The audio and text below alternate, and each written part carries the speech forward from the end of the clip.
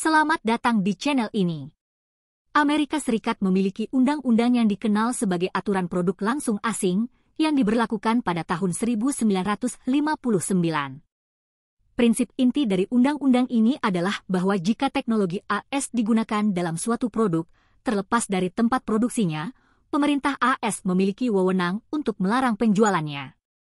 Ini adalah contoh klasik dari undang-undang yang mencerminkan sikap hegemonik Amerika Serikat atas pasar global, sebagaimana lazim diberlakukan oleh negara imperialis. Menurut Bloomberg, pemerintah AS sedang mempertimbangkan untuk menggunakan undang-undang ini untuk membatasi industri semikonduktor Tiongkok. Setelah diaktifkan, perusahaan yang paling terpengaruh adalah Tokyo Electron dari Jepang dan SML dari Belanda, dua pemain kunci dalam rantai pasokan semikonduktor. Meskipun Jepang dan Belanda adalah sekutu AS, muncul pertanyaan, mengapa AS bersedia merugikan sekutunya sendiri dengan menerapkan undang-undang ini? Hari ini, mari kita periksa laporan yang diterbitkan oleh Pusat Studi Strategis dan Internasional Washington, bekerja sama dengan Federal Reserve, berjudul Dampak Regulasi Chip AS Terhadap Bisnis Domestik. Laporan setebal lebih dari 40 halaman ini berisi banyak data dan menyimpulkan bahwa kerugian yang dialami perusahaan AS akibat kebijakan ini terwujud terutama dalam dua area. Penurunan penjualan, dampak langsung dan tidak langsung. Kerugian langsung berasal dari perusahaan-perusahaan Tiongkok yang dulunya menjadi klien perusahaan AS. Namun, setelah masuk dalam daftar kontrol ekspor, mereka tidak dapat lagi berbisnis dengan perusahaan-perusahaan AS. Dampak tidak langsung melibatkan perusahaan-perusahaan yang tidak masuk daftar, termasuk di luar Tiongkok, yang khawatir akan dikenakan sanksi serupa. Mereka mulai memutuskan hubungan dan secara aktif memisahkan diri dari perusahaan-perusahaan AS. Kerugian ini lebih luas dari yang diperkirakan, melampaui perusahaan-perusahaan Tiongkok hingga perusahaan internasional yang kini mencari pemasok chip baru. Akibatnya, setelah kehilangan klien Tiongkok, perusahaan-perusahaan AS mendapati diri mereka tidak dapat menggantinya dengan pelanggan baru. Menurut data terbaru Federal Reserve, bisnis AS mengalami penurunan signifikan dalam profitabilitas, termasuk pendapatan, kredit bank, dan lapangan kerja. Dengan kata lain, pasar Tiongkok tidak tergantikan. Sebelumnya, AS mengasumsikan bahwa pasar domestik mereka terlalu besar untuk terpengaruh. Namun, kini disadari bahwa Tiongkok adalah pasar konsumen terbesar di dunia. Hilangnya pasar ini tidak hanya mengurangi potensi pendapatan tetapi juga memicu konsekuensi serius, seperti pengurangan produksi dalam ekonomi. Sudah diketahui bahwa skala produksi yang lebih besar mengarah pada biaya yang lebih rendah dan keuntungan harga yang lebih baik. Meningkatkan produksi adalah metode paling efektif untuk mengurangi biaya manufaktur. Namun, AS yang sudah menghadapi biaya produksi tinggi kini terpaksa menguranginya lebih lanjut karena hilangnya pelanggan dari Tiongkok, sehingga daya saing mereka di pasar global pun menurun. Aspek ini tampaknya diremehkan oleh pemerintah AS. Misalnya, pada Mei 2023, Tiongkok mengidentifikasi kerentanan keamanan dalam teknologi mikron dan melarang penjualan sebagian besar chip mikron. Tindakan tunggal ini menyebabkan pendapatan mikron anjlok hingga 49%, mengakibatkan kerugian signifikan.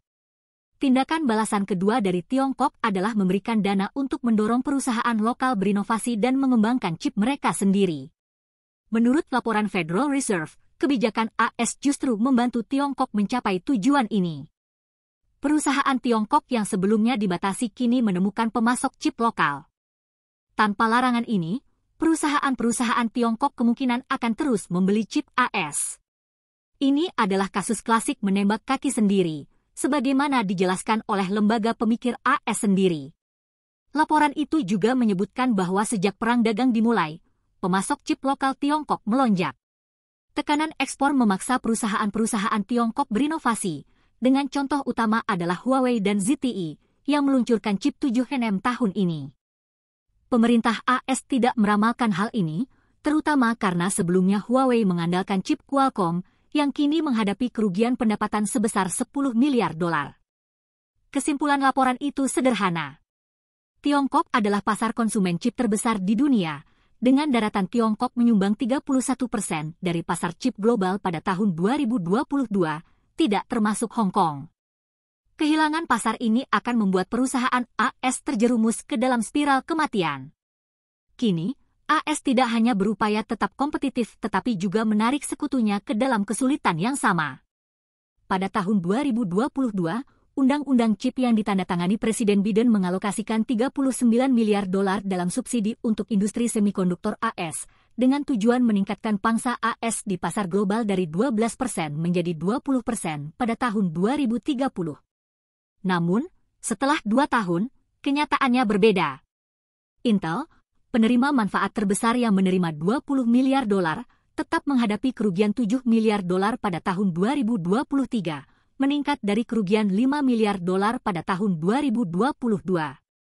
TSMC menerima lebih dari $6 miliar dalam subsidi, tetapi tantangan industri tetap signifikan. Pada bulan Mei tahun ini, TSMC mengumumkan bahwa biaya chip yang diproduksi di AS akan naik sebesar 30%, dan peningkatan biaya ini akan dibebankan kepada pelanggan. Ini berarti perusahaan seperti Qualcomm dan Nvidia akan menghadapi kenaikan harga yang signifikan. Selain itu, pabrik chip TSMC di Arizona, yang awalnya dijadwalkan mulai berproduksi pada tahun 2024, kini ditunda hingga tahun 2025. Dalam konteks ini, beberapa ahli AS mengungkapkan bahwa untuk mencapai target pangsa pasar global 20% pada tahun 2030, AS harus memperkenalkan Undang-Undang Chip 2.0 pada tahun 2026, serta mungkin memberlakukan lebih banyak regulasi untuk mempertahankan kapasitas yang ada. Namun, apakah jalur ini benar-benar berkelanjutan? Ketika perang teknologi AS Tiongkok pertama kali dimulai, banyak yang bertanya siapa yang akan keluar sebagai pemenang. Kini, dengan banyaknya data yang tersedia, tampaknya Tiongkok telah mencapai fase kemenangan. Kesimpulan ini tampak objektif, dan inilah alasan mengapa AS terus meningkatkan ketegangan, meskipun dengan biaya politik yang tinggi. Dinamika dominasi global AS dan kebangkitan Tiongkok. Melihat kembali sejarah, AS mempertahankan dominasi globalnya dengan mengendalikan rantai pasokan global dan memonopoli teknologi kunci. Selama beberapa dekade, industri semikonduktor AS memimpin dunia. Namun, situasi kini telah berubah. Sebelum melanjutkan lebih jauh, beritahu kami apakah Anda menyukai videonya. Jika ya, silakan klik suka dan bagikan, dan mari kita lanjutkan. Serangkaian sanksi dan kebijakan pengendalian ekspor yang diterapkan AS justru mendorong integrasi teknologi global ke arah yang lebih multipolar. Efek negatif dari kebijakan ini menyebar dengan cepat, melemahkan ketergantungan dunia pada pasar AS. Ini adalah fakta yang fatal bagi dominasi ekonomi AS. Misalnya, larangan chip AS pada perusahaan-perusahaan Tiongkok seharusnya menjadi strategi untuk menghambat kemajuan teknologi Tiongkok. Namun, yang terjadi justru sebaliknya, larangan tersebut menjadi katalisator bagi reaksi balik. Di bawah tekanan, perusahaan-perusahaan Tiongkok bangkit menghadapi tantangan dan dengan cepat mengejar, bahkan melampaui, perusahaan-perusahaan AS di beberapa bidang. Huawei dan ZTE, misalnya, kini memasuki pasar yang sebelumnya didominasi oleh AS. Sementara itu, Qualcomm dan Intel menghadapi tekanan karena kehilangan pangsa pasar yang sebelumnya mereka kuasai. AS mengira dapat menghambat perkembangan teknologi Tiongkok melalui larangan chip, tetapi tidak menyadari bahwa kebijakan ini justru mempercepat inovasi independen di Tiongkok. Ironisnya, tindakan AS tidak hanya memperkuat industri teknologi domestik Tiongkok, tetapi juga mendorong negara-negara lain untuk mempercepat pembangunan sektor semikonduktor mereka sendiri. Efek domino, hilangnya ketergantungan pada AS. Banyak perusahaan internasional yang dulu mengandalkan chip AS kini mempercepat pencarian rantai pasokan baru atau mengandalkan sumber yang lebih beragam. Bahkan sekutu AS, seperti Jepang dan Belanda, kini menghadapi situasi yang tidak nyaman karena dipaksa memilih pihak. Pemerintah AS terus menekan mereka untuk bergabung dalam sanksi terhadap Tiongkok, meskipun konsekuensi ekonominya semakin jelas. Tokyo Electron dari Jepang dan SML dari Belanda kini menghadapi tekanan pasar yang meningkat, meskipun secara politis mereka tetap sekutu AS. Namun, posisi mereka di pasar global menjadi semakin genting. Pada dasarnya, kebijakan AS adalah tindakan mengikat diri sendiri. Dengan mengandalkan kontrol ekspor dan blokade teknologi untuk melindungi keunggulan teknologinya, AS justru membahayakan independensi dan posisinya dalam persaingan global. AS memang pernah memegang kepemimpinan yang tak terbantahkan dalam industri semikonduktor global. Namun, saat ini, posisi itu terancam oleh kebijakan proteksionisnya sendiri. Persaingan global yang semakin ketat. Kini, persaingan dalam industri teknologi bukan lagi sekedar konfrontasi antar negara, tetapi telah menjadi permainan global kekuatan teknologi. Dengan menekan pesaingnya, AS berharap dapat mempertahankan statusnya sebagai pemimpin teknologi dunia. Namun, AS gagal mengantisipasi bahwa tekanan ini justru mendorong negara dan kawasan lain untuk meningkatkan penelitian dan pengembangan mereka sendiri.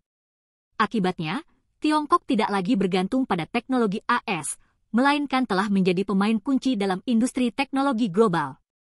Dalam bidang semikonduktor, komunikasi 5G, dan kecerdasan buatan, Tiongkok dengan cepat mengejar dan bahkan melampaui AS di beberapa sektor. Seiring meningkatnya persaingan teknologi global, unilateralisme dan proteksionisme perdagangan pada akhirnya akan gagal. Jika pemerintah AS terus mempertahankan strategi yang cacat ini, tidak hanya kepentingannya sendiri yang dirugikan, tetapi juga ekosistem inovasi global yang terfragmentasi, menghambat kemajuan teknologi secara keseluruhan. Siapa yang akan mengambil inisiatif di masa depan? Dalam skenario ini, negara-negara dan perusahaan yang berani menerobos blokade dan mendorong inovasi independen akan menjadi pemenang dalam persaingan teknologi masa depan. Tiongkok telah membuktikan bahwa kemandirian teknologi bukan hanya mungkin tetapi juga mendatangkan keunggulan kompetitif yang signifikan. Kini, pertanyaan sebenarnya bukan lagi siapa yang akan menang, melainkan siapa yang mampu beradaptasi dengan lanskap teknologi global yang terus berubah. Bagaimana pendapat Anda mengenai video ini? Jika Anda punya pendapat, silahkan tuliskan pendapat Anda pada bagian komentarnya. Dan jika Anda suka dengan video ini, silahkan klik like dan subscribe. Dengan begitu kami akan membuat video lainnya untuk Anda semua. Terima kasih dan sekian dulu dan sampai jumpa di video berikutnya.